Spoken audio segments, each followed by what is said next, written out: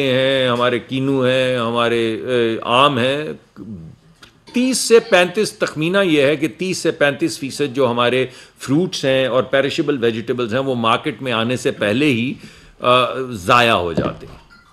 تو فیصلہ یہ کیا گیا ہے کہ گاؤں بڑے انڈسٹریل پارک نہیں کہ پھر وہ زمینوں کی سٹہ بازی شروع ہو جائے. سٹہ بازی تو کوئی برا لفظ نہیں ہے, زمینوں کی ہمارے ہاں نہیں ہے ویسے ویسے ہے لیکن زمینوں کا لین دین شروع ہو جائے تو بجائے اس کے کہ زمینوں پہ فوکس کیا جائے, انفراسٹرکچر پہ فوکس کیا جائے, ہر ڈویژن گاؤں میں جہاں پہ جو چیز پیدا ہوتی, کہیں امرود پیدا ہوتے ہیں, کہیں سبزیاں پیدا ہوتی ہیں, کہیں آڑو پیدا ہوتے ہیں, تو ہر جگہ پہ جو چیز پیدا ہوتی ہے اسی مناسبت سے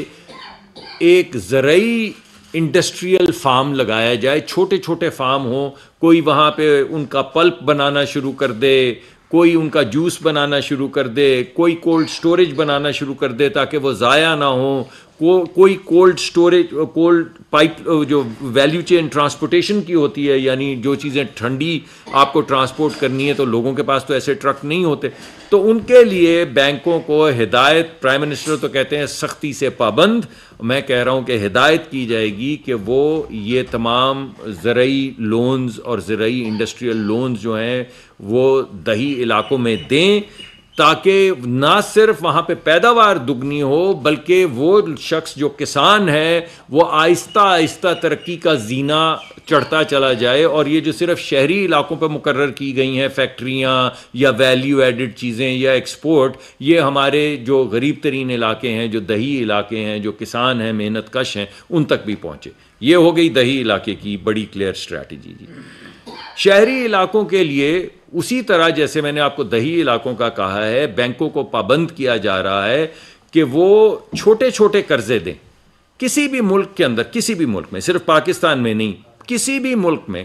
تقریباً 70 سے 80% امپلائمنٹ جو ہے وہ small to medium sized enterprise میں ہوتی ہے, یعنی چھوٹے جو کاروباری طبقہ ہے, چھوٹے کاروبار ہیں, وہ امپلائمنٹ پیدا کرتے ہیں اور ہمارے بچے بچیوں کو روزگار چاہیے.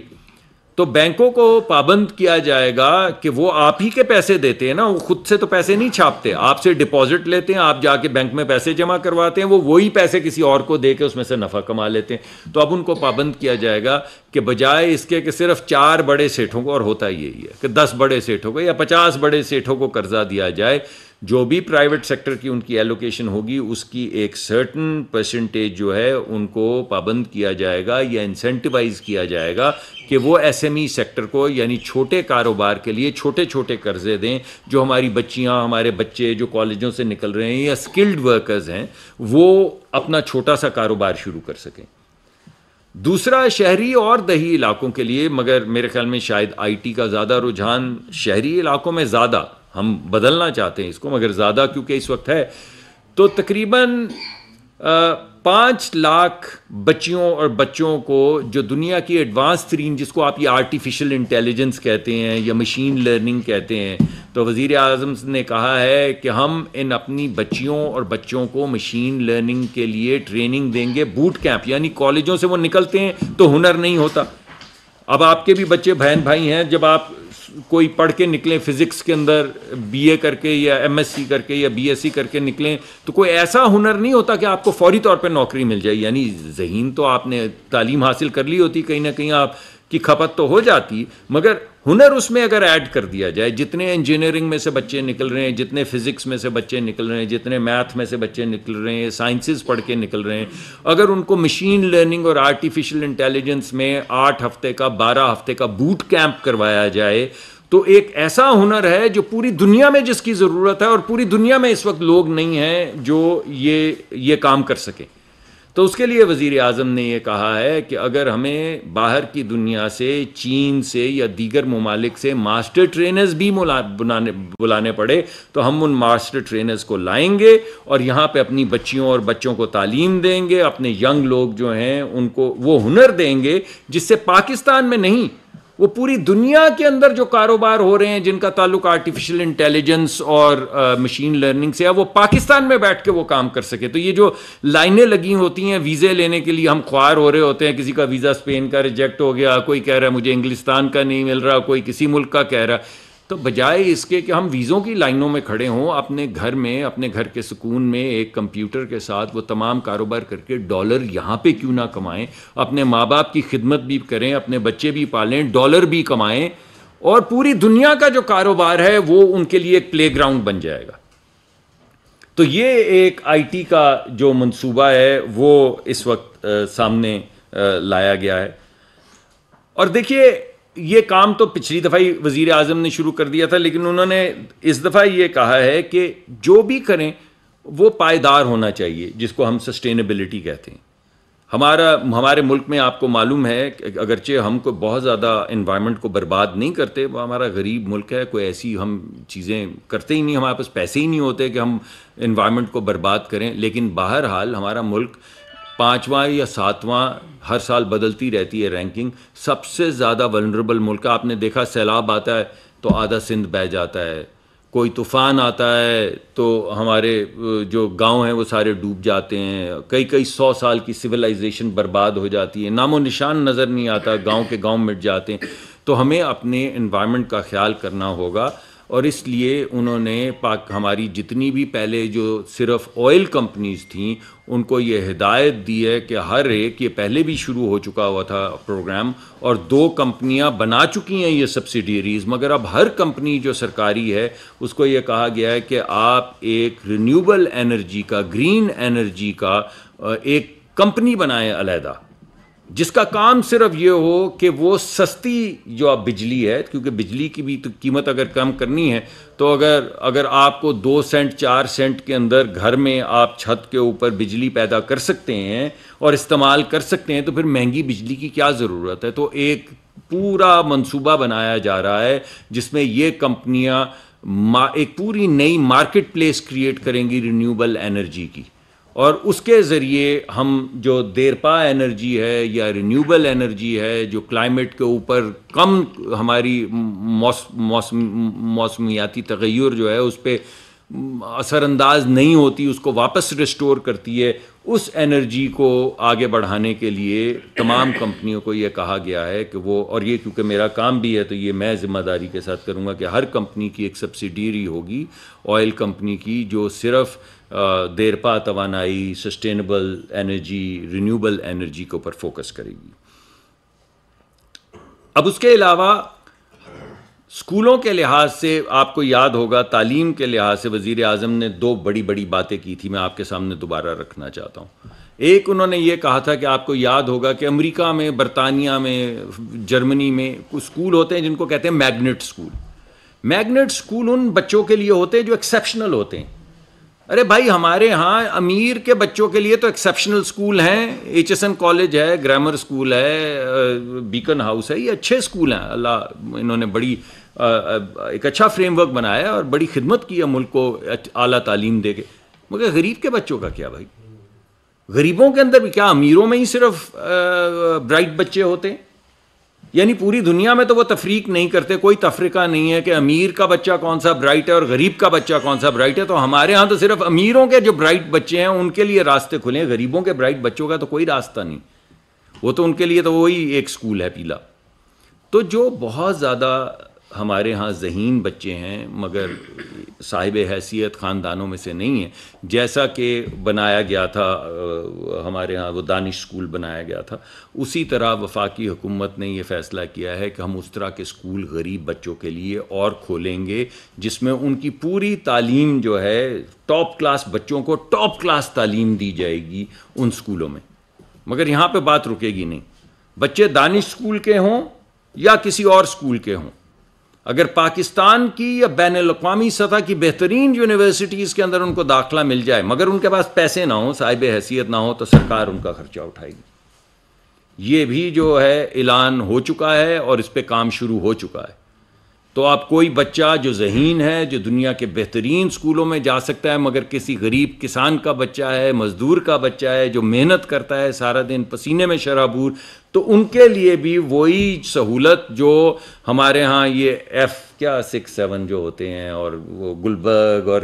ڈیفنس اور کلفٹن اور ان بچوں کی طرح غریبوں کے بچے کے لیے بھی وہ راستے کھول دیے جائیں گے، تاکہ یہ نہ ہو کہ کوئی اس وجہ سے رہ جائے کہ اس کے پاس اس کے والدین کی حیثیت نہیں تھی کہ وہ دنیا کے بہترین جو یونیورسٹیز ہیں ان میں تعلیم حاصل کر سکے. میرے خیال میں چیدہ چیزیں تو میں نے آپ کے سامنے رکھ دی ہیں. ہنر مندی کے بھی کچھ پروگرام ہیں، اس کے علاوہ آئی ٹی کے علاوہ جن کا ذکر میں وہ پرانے چل رہے ہیں، ان کو بہتر کیا جائے گا. بسپ کا پروگرام ہے، وہ بھی آپ کو معلوم ہے، وہ چل رہا ہے، اس کو ہم ہی نے آگے بڑھایا تھا. تو یہ میں آپ کے سامنے ایک معاشی خاکہ اور سماجی خاکہ پیش کرنا چاہتا تھا آج، تاکہ یہ رمضان کا مہینہ ہے، رمضان کی آمد ہے، دوسرا دن ہے کابینہ کو، تیسرا دن ہے بنے ہوئے، تو کچھ ایک خاکہ تو ہونا چاہیے نا ہمارے پاس، ایک امید تو ہونی چاہیے. عید آ رہی ہے تو میں نے کہا کہ عید کی نوید تو آئے گی 28 دن میں، لیکن جو 3-4 سالہ خاکہ ہے وہ میں آپ کے سامنے رکھتا ہوں. اس کی ایکسپلینیشن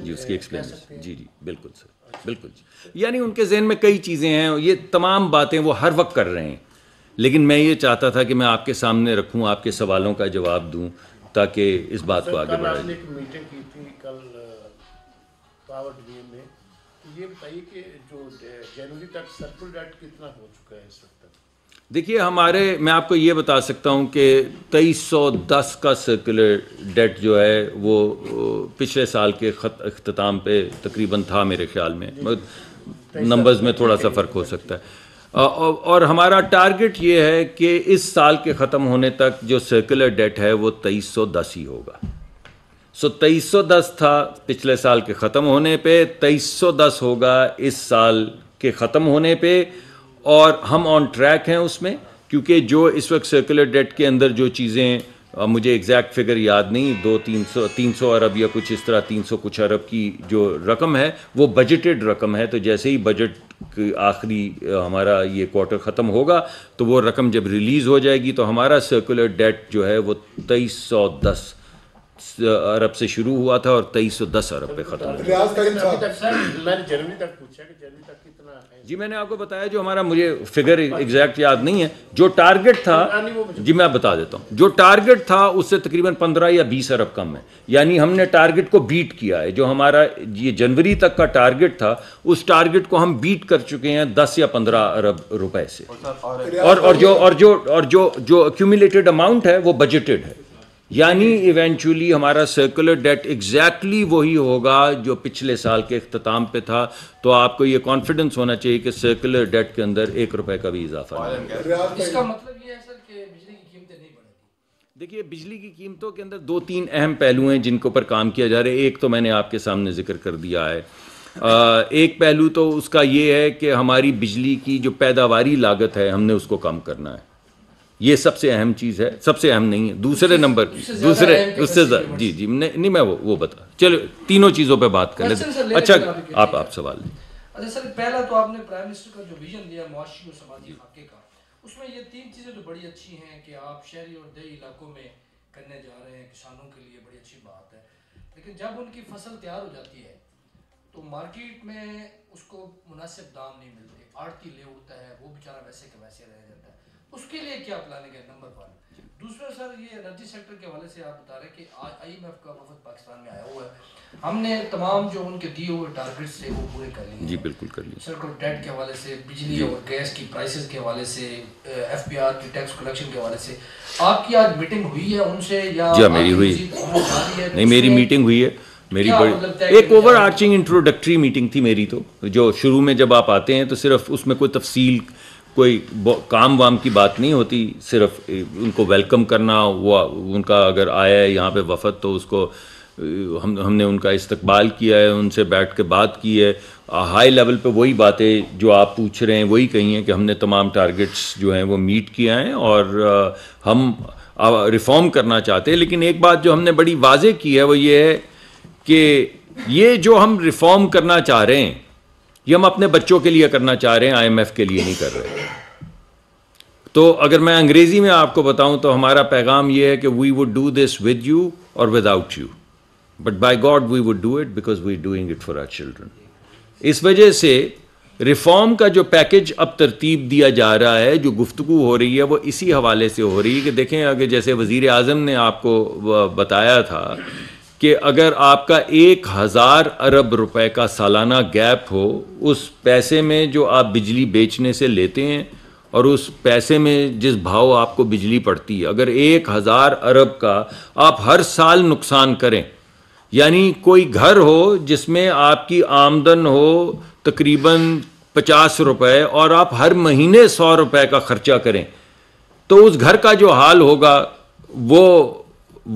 ملک کا حال ہو جائے گا. تو یہ تو نہیں ہو سکتا. تو اگر آئی ایم ایف نہ بھی آئے تو کیا آپ میں سے کوئی بھی شخص کہے گا کہ آپ 1000 روپے کی چیز 500 روپے میں بیچتے رہیں اور ملک کو برباد کرتے رہیں، ملک کو غارت کرتے رہیں؟ یہ تو کوئی بھی نہیں کہے گا. ہاں، اس میں کچھ ذمہ داری ہماری ہے، اور وہ یہ ہے کہ ہم پیداواری قیمت کم کریں، ہم لاسز کو کم کریں. جو چوری ہوتی، دیکھیں ایک بندہ محلے میں چوری کرتا ہے، ایک پورے محلے کے اوپر ڈنڈا چلتا ہے، یعنی ہر شخص اس چوری کی قیمت ادا کرتا ہے. وزیر اعظم نے اس دن کہا کہ 400-500 ارب کی اگر ملک میں چوری ہو رہی تو کون دے رہا ہے؟ آپ ہی لوگ دے رہے ہیں نا، دے رہے ہیں بجلی کی قیمت کی شکل میں. تو اگر وہ چوری رک جائے گی تو کیا ہوگا؟ بجلی کی قیمت نیچے آ جائے گی. اسی طرح گیس کی ایلوکیشن میں نے پہلے بھی بتایا تھا، یہ بھکی حویلی بہادر شاہ کے جو ہمارے پروجیکٹس ہیں یہ دنیا کی سب سے زیادہ ایفیشنٹ مشینیں ہیں اس وقت، کیونکہ ہم ایل این جی کے اوپر وہاں پہ بجلی بناتے ہیں تو بجلی پڑتی ہے کو 22-24 روپے کی، ڈپینڈ کرتا ہے ایل این جی کا بھاؤ کیا ہے، مگر رفلی 22-24 روپے کی پڑتی ہے. اگر اس کو اس قیمت پہ بنایا جائے جو پائپ والی گیس ہے اس کی قیمت پہ، تو یہ 12 روپے کی یا 14 روپے کی ہو جاتی. تو بھائی ہم 22-24 روپے کی کیوں بجلی بناتے ہیں اگر وہ 12-14 روپے میں بن سکتی ہے؟ اور جس بھاؤ ہم یہ کچھ کمپنیوں چیدہ کمپنیوں کو دیتے ہیں اس بھاؤ پہ اگر بجلی بنائی جائے تو یہ بجلی بن جاتی 6 روپے کی. تو جو چیز 6-8 روپے کی بن سکتی ہے اس کو 22 روپے بنانے کا کیا جواز ہے؟ تو اس کے لیے جو ایلوکیشنز کرنی ہے، اس کے لیے جو ویک آف کرنا ہے، وہ تو کچھ کافی حد تک ہو چکا ہے. اگر کوئی 19-20 کا فرق رہ گیا ہے تو اس کو ختم کر کے ویک آف کر کے پھر کوشش کی جائے گی کہ کم ترین قیمت، پیداواری قیمت پہ بجلی پیدا کی جائے اور لوگوں کو وہ بجلی فراہم کی جائے. دوسرا کیا ہے کہ بعض جگہوں کے اوپر یعنی کچھ فیڈر ایسے ہیں، دور نہیں، یہ ساتھ ہمارے کوئی ٹرائبل ایریاز میں نہیں، مردان کے کچھ فیڈرز ہیں، ہمارے ہاں کچھ ایسے پنجاب میں فیڈرز ہیں، سندھ میں فیڈرز ہیں، جہاں پہ 60 سے لے کے 80% بجلی چوری ہو رہی. یعنی فیڈر شہری ہیں، یہ کوئی علاقہ ایسا نہیں ہے جہاں پہ کوئی لا اینڈ آرڈر سچویشن ہے. یعنی 100 روپے کی آپ بجلی بیچیں اگر اور وہاں سے 20 روپے لے کر واپس گھر آئیں یا 25 روپے، تو آپ سوچیں یہ بربادی نہیں تو کیا ہے؟ تو اس لحاظ سے، اور یہ بربادی کس کے لیے؟ یہ بربادی آپ لوگوں کی ہے. چلیں بجلی کے محکمے تو برباد ہوں گے، تو محکمے ہیں نا، مگر بل تو آپ ادا کریں گے، ٹیکس پیئر ادا کرے گا. بل آپ دیتے ہیں. جو شخص بجلی چوری کر رہا ہے اس کا بل، میرے دوستو، جو شخص بجلی چوری کرتا ہے آپ دیتے ہیں اس کی بجلی کا بل.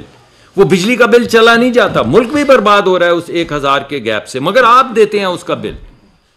تو یہ جو کنڈا لگاتا ہے وہ آپ کے اوپر کنڈا لگا رہا ہے، وہ محکمے کے اوپر نہیں کنڈا. آپ کو لگتا ہے محکمے پہ کنڈا لگا رہا ہے، وہ کنڈا آپ پہ لگا رہا ہے، آپ کے بچوں کے حق پہ لگا رہا ہے کنڈا. وہ آپ کے پیسے لے کے جا رہا ہے، کیونکہ پیسے آخر میں آپ نے ادا کیے رہے ہیں. آپ ٹیکس میں کریں یا ٹیرف میں کریں، بات تو ایک ہی ہے. ٹیکس ہے یا ٹیرف ہے، آپ کی جیب سے جا رہی ہیں دونوں چیزیں.